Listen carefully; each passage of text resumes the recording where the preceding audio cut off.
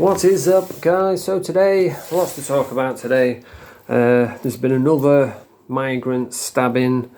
3 people stabbed. One guy just takes his dog for a walk. You know, some old dude gets stabbed by this foreigner.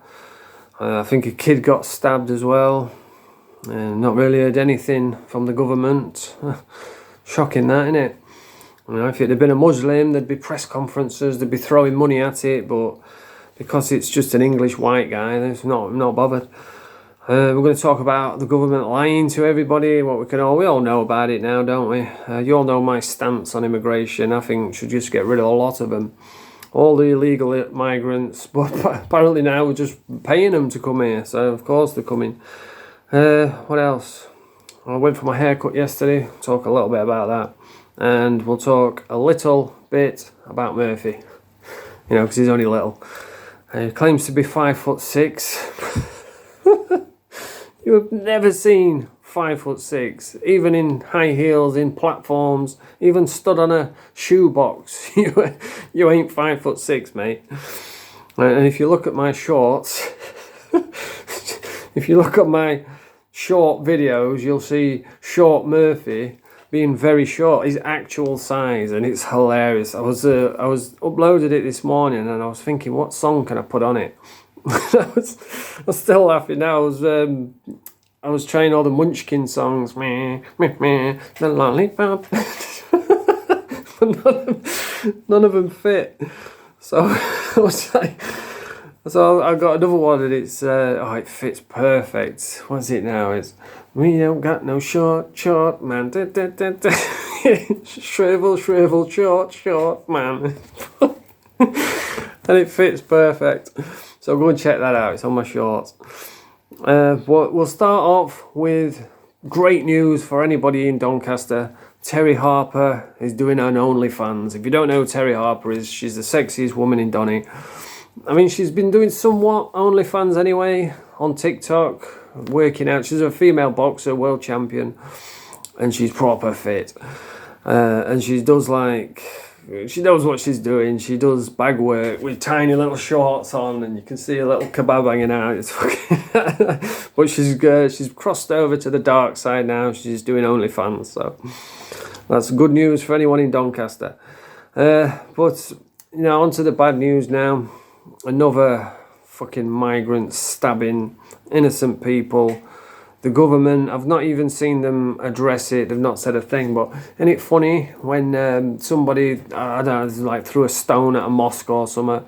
What did Starmer do? He flew straight down there, did a press conference, videos everywhere, telling the Muslim people, you will be safe.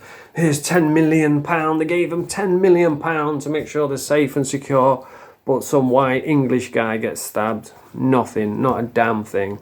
And it's infuriating. It is absolutely disgusting. Even the media are barely even showing it.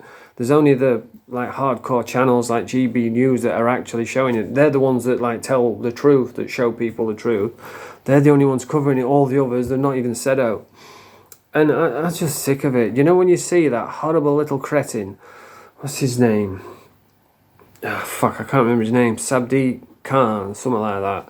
Well, Sadiq Khan, he has absolutely ruined London.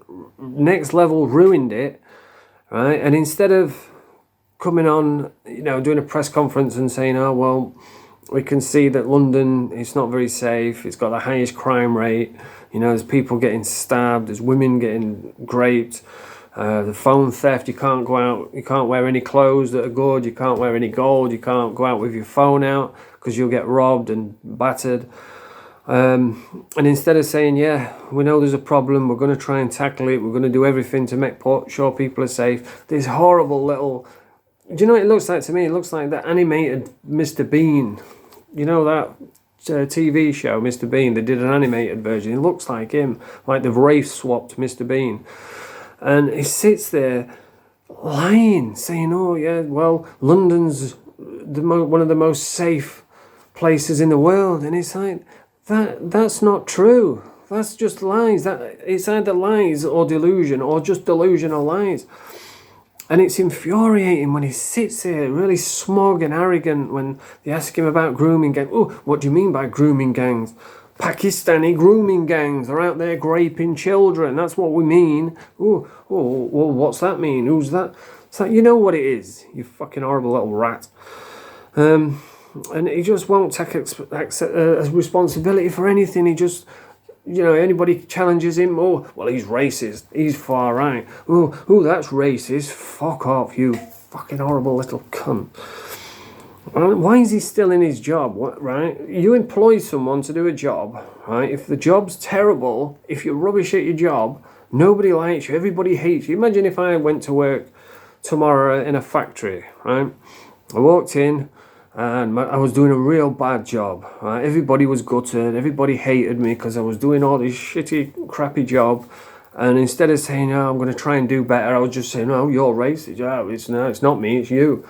Then I'd get sacked. They'd say, right, we'll bring somebody in who's decent, who does care about the people. Because he don't care about the people, he cares about the Muslims, the foreigners. That's all he cares about.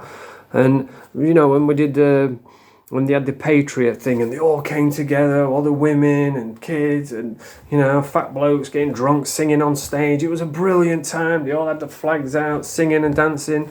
And he's sat there saying, oh, I'd like to say thank you to the police for tackling these racist thugs. What a load of shite. And yet then there's these Muslims in town charging around going, oh, kill Nazis. Oh, there was a brilliant clip though. I don't know if you saw it. Or, these far left dorks that stand there, refugees welcome, big gigs on and stupid nose ring, big pig ring in the nose with blue hair, fat as pigs, fucking land whales, standing there with their signs, and these angry Muslims are charging past them, going, oh, hello Akbar, and all that shite. And he's sat there, stood there with his sign saying, oh, welcome, welcome. And they're all like, oh, fuck off, dickhead. And he says, it was cringe as fuck. He said, hang on, mate, there's no need for that. We're on the same side, bruv. Trying to be straight. And this fucking angry Muslim says, fuck off, dickhead. You know what to do with us. They're protesting for people that hate him, that would kill him, that would beat the shit out of him if they gave him a chance. And they're still stood there with this stupid little fucking dorky signs. They're idiots, mate. Traitors to this country, that's what they really are. But yeah, he don't care about English people, he cares about Muslims and foreigners. And if there's anything happens to any foreigner or any Muslim, they're fucking straight on it, making sure they're nice and safe. Just if someone throws a stone at a mosque, they're straight there. But yet somebody goes to a synagogue, kills 3 people. Oh, we're shocked. Fucking Starmer there. We're shocked and surprised. No one else is. We're not. You let terrorists into the country. You pander around for terrorists. And then they go and do terrorist things. Well, that's not shocking. That's common sense. But they're just throwing money at him. Paying that little fucking pedo rat. I don't know his name. Akbar, fucking Khan, probably. They've let him out of prison. He's fucking raped a woman. They've locked him up, let him out. And now they've caught him again and paid him. It was like 500 quid to go back to Ethiopia or something. Oh, fucking no, I can't watch it anymore. It's infuriating, absolutely infuriating. The country is on its arse. They've ruined it. And to say that London is one of the safest places, I mean, even just watching Rackpool's videos, because he's from London, innit? You can hear the police sirens in the background. You can see it on TV. Every time you see London, it's just all face masks, foreigners running around, fucking, being nasty and horrible and disrespectful, them silly broccoli haircuts.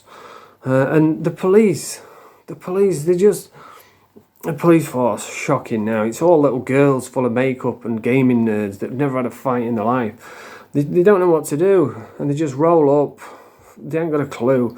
And instead of, what you need to do is they need to do what Trump's doing in America.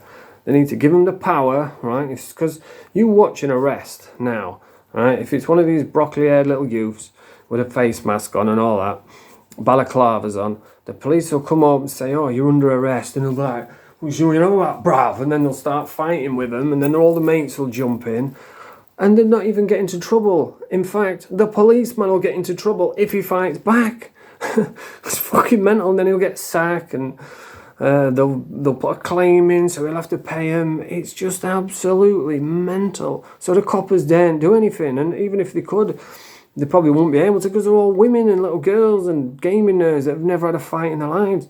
But you need to give them the power, right? If you go to arrest someone and they start lashing out, pick them up, slam them on the floor, stick them in a Boston crab, drop a couple elbows on them, and lock them up. They'll soon stop mouthing them, won't they? Because in America, they'll just pull a gun out and they'll cop one in the leg if they start messing around. They don't mess around in America. I've been watching that body cam... I don't know what it's called, Body Cam Files or something, and it shows you the latest arrests. And fucking hell, mate, I saw one yesterday. It was brutal.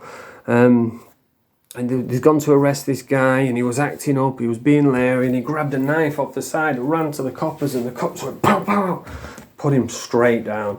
And then it was his body cam footage. It was blurred out, but you could hear. And this guy, you know, he was being leery. He had this knife, ran at the copper. They put him down, and he was on the floor like. He was trying to cry, but he couldn't because he was choking on his own blood, and he was just like obviously he died. He was a broken mess. He shot him through the neck, and he was... You could hear him crying and gurgling. I was like, fuck, man. But, you know, you run at a cop with a knife, that's what you're going to get. That's what we need in this country. We need to let the coppers do the fucking job. And if somebody starts fucking getting leery and mouthy, take them down and throw them in. That's what they used to do to me. I was getting chased once on a bike, on a mountain bike, and fucking coppers gone by, and force of habit, I like hid my face. It was like 2 o'clock in the morning, so the coppers like, he's up to something, and I didn't even know if I was wanted. I was, but the police didn't even know if I was wanted. So I've gone racing down this hill. I was flying down this hill on this mountain bike, and they come up next to me and said, pull over. I was like, fuck that. I thought I'm going to get to this alley and I'm gone. So they just sideswiped me. Knocked me clean off my bike, did about 9 somersaults, landed on my head. Could have killed me. But, you know, they took me down, and they didn't even know if I was fucking wanted. They did a check, and it came back that I wasn't wanted. But then they said, oh, well, that's... Try again, you know. They checked again, and then it found out, yeah, warrant's just gone through, I was wanted. So I got locked up, and I said to my solicitor, I said, fucking nearly killed me last night. He says, what's what you get? What's what happens if you try running away? You know, and there was once when... I whacked a copper with a bit of wood. We was drunk, me and my buddies. I can't remember who it was. I think it might have been Kigo. And we was all drunk, and the coppers came, and he started fighting with the coppers. And they got him in the headlock, and I thought, fuck this, got a piece of wood, ran up, smashed this copper. It wasn't a very heavy piece of wood. Smashed him around his head. And as soon as I did it, I thought, oh, fuck, man, that was a big mistake. They all jumped on me, fucking twisted me up, cuffed me. They cuffed my thumb to my wrist. Oh, man, I was in agony. But I thought, I'm not going to show him. You know, I'm not giving satisfaction of seeing me screaming and in agony. So I was like giving it a like, oh, you dickhead. And then they took me to the cells. They fucking whipped me with the bendy koshers. I don't know if they've still got them. It's like a thing like that. And it's like a spring with a ball on the end, and they just whip it out, and it goes whoosh, and it's like a bendy kosh with a ball on the end, and they just fucking whip my legs. And the next morning, the copper, the desk sergeant, who knew me, I didn't know him, but he knew, he didn't know me, he knew who I was. He knew my granddad, who used to be a copper. He used to box for the police force, and he was like a big cheese with the police.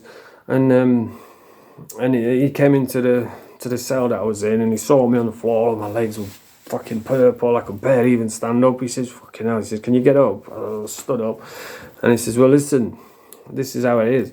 He says, you attacked one of my officers with a bit of wood. He says, they've attacked you, clearly. And he says, so, you know, he was like trying to harbour a deal type thing, and he says, look, if you press charges against them, they'll press charges against you, and with your record, you're going to be fucked. He says, oh, you can just walk out of here, you know, release without charge, and that's it done. I says, oh, well, we'll do that then. And but that's what happened. If you attack a copper, or if you get leery, they just used to throw you on the floor and lock you up. And if you got really leery, they'd throw you in the cell, fucking strip all your clothes off and leave you on the floor. But it's like now they don't do that. It's fucking mental. There was, just while we're there was one time when I was in the cells, and they won't give me bail.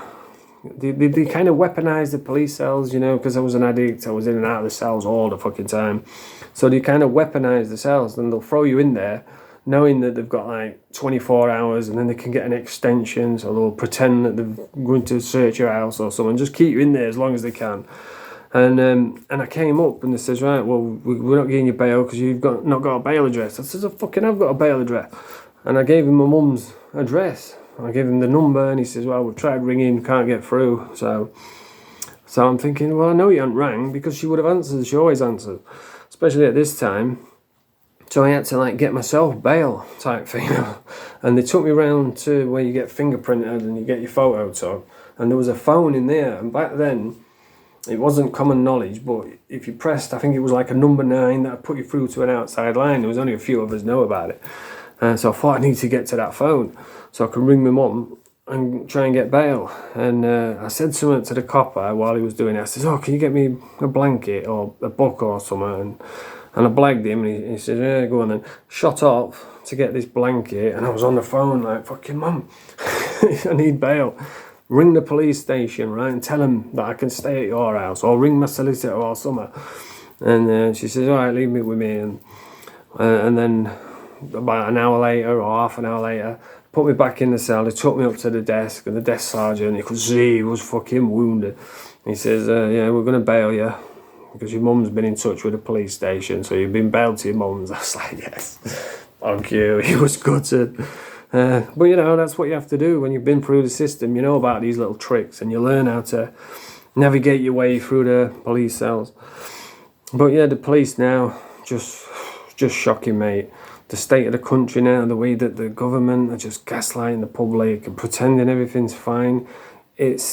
Everyone's sick of it. There's not one person out there can say, other than fucking Sadiq Khan and his little cronies, can say that this country is good, it's thriving, it's where we need to be. Not one person can say that, because it's not. I'm even thinking about getting someone to take with me, because, you know, if I get caught lacking when I'm out on my bike or something in Doncaster, this is a fucking dangerous place to live in, Donny. It's full of foreigners. And if one of them goes mental and starts fucking murking people, then I'd rather have something there than not have it. And wish, you know what I mean? That's where we are now. People are getting tore up because they've got no choice. That's why the kids are all going around with blades now, because they have to protect themselves from these fucking crazy foreigners. They don't care. You know, in their country, it's normal to stab someone over an argument of a 10p or something. You know, it's normal to kill your girlfriend if she does something wrong. And they're bringing that over here, and that's now why we're in the state we're in. It's disgusting, it's terrible, and it's crap, it's embarrassing. The rest of the world are laughing at us, absolutely laughing at us. We're just a joke to the rest of the world now. And Starmer with his, we're going to smash the gang. Nobody believes a word you say. He's a man of the Muslim people, that's what he is. He's Team Muslim, and they get everything they want, and all they're doing is they're turning the public against Muslims, because they're doing this. They're doing the two-tier thing where they get away with everything they do, and yet we talk about it like I'm doing today. And when we get into trouble, you know, we'll fucking put him in prison because he's Islamophobia. Oh, a load of shite that is. Islamophobia. Fuck off. Do you know what I mean? Which is more believable? Allah or fucking Slenderman? I believe more in Slenderman, to be honest. He's one scary dude, him. I mean, it's the same thing, and it's just fictional characters, and yet they're talking about Islamophobia. It's nonsense, but I don't want to get too much into it, because you fucking get into trouble for it, don't you? You get labelled racist and far right. Fucking your government's creating this divide, and that's all they ever say, innit? Oh, you're trying to, what's the word they use now? You're trying to divide us, Fuck off, you're fucking dividing everybody by favouring the Muslims over the English people. And everybody's fed up with it. They're fed up with the media lying. And you know, that's why these patriot marches, to get that many people, now millions of people, powerful people from the world all coming to this patriot march because they love the English people. But they're trying to take that away from us, and it's not England anymore. When does England stop being England and just start being... Because, like, you go to Spain, it's Spanish rules, Spanish people. You go to France, French rules, French people. You come to England and it's Muslim rules, Muslim people, foreigners, fucking, and a couple of English people. It's, you know what I mean? It's just fucking crazy, and I suppose I think Reform are going to win, aren't they? That speaks volumes, doesn't it? And I don't know why. Why do they keep favouring the Muslims? Is it because they're like trying to let all these Muslims in, pander to them, and then they'll vote to keep them in? Is that the plan? I don't know. I don't really know politics, but I know what I see, you know. But anyway, that's my opinion on the foreigners. The way the country is. When I used to go to London, you look at London, it's fucked. When I used to go to London, we used to go to see me Uncle Alan, who played for Arsenal. Alan Sunderland, he played for Arsenal, Ipswich and Wolves. And he used to invite us down, and we'd go down there, stay at his house, meet all the footballers. I used to support Liverpool back then. You'd see like Ian Rush and Kenny Dalglish. Just a quick one about Ray Clements as well, a really good goalkeeper, England goalkeeper. He actually came to my granddad's funeral when he died in Doncaster a few years back. And I remember him being sat there, everybody was around him, and I was miserable because I was into heroin at that time. And I think I was detoxing that day, and I had to go to this funeral, detoxing, oh man. And I remember Ray Clements was there, and they were all around him taking photos, and I just couldn't give a shit, you know. I was like, fuck that. But yeah, that's where we are with this fucking country. I was going to give Murphy a little bit of steak, but I've run out of time. I watched one of his videos, and it was just the same drivel, same nonsense. You get me, you're on pip, you're a smackhead. And he was on about, like, kind of flaunting his wealth, saying he's got a 20 grand disability car and flexing. He's like stood in front of the mirror like this. Look at this lad here. Shut up, you. Look at this lad here. Jog man. And I noticed, by the way, look at this lad here. He looks like fucking chewed bubblegum. His body's disgusting. He's in a horrible little mess, isn't he? And this is what spoke volumes to me, was he did a video, right? He just woke up, right? He was laying in bed. He looked rough anyway, but he looked extra rough because he just woke up. Big rubber fucking face hanging off his head. His fucking ears are on his shoulders. He'd be like, all right, Murph, you what? Didn't hear you. But he's laid there in bed, and he's got Hedgehog Man on the TV. And so that just shows you the first thing he thinks of when he wakes up is Hedgehog Man and fucking that Rach. It's like, bro, you're obsessed. That's not right. That's not normal. You know what I mean? Waking up. And he said he had a dream about him as well. It's like, fuck me, mate. Well, that's what you call an obsessive compulsive disorder. He's got like abandonment issues. And you can come on flexing all your money and your job and your house. And yeah, that's great.